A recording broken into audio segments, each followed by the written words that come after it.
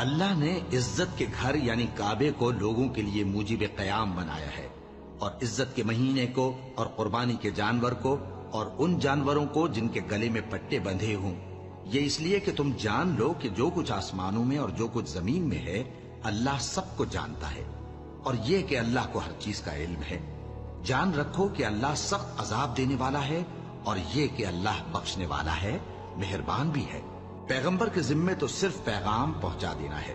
اور جو کچھ تم ظاہر کرتے ہو اور جو کچھ مخفی کرتے ہو اللہ کو سب معلوم ہے۔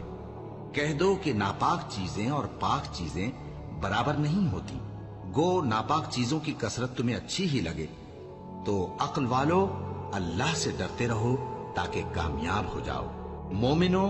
ایسی چیزوں کے بارے میں مت سوال کرو کہ اگر ان کی حقیقتیں تم پر ظاہر کر دی جائیں تو تمہیں بری لگیں،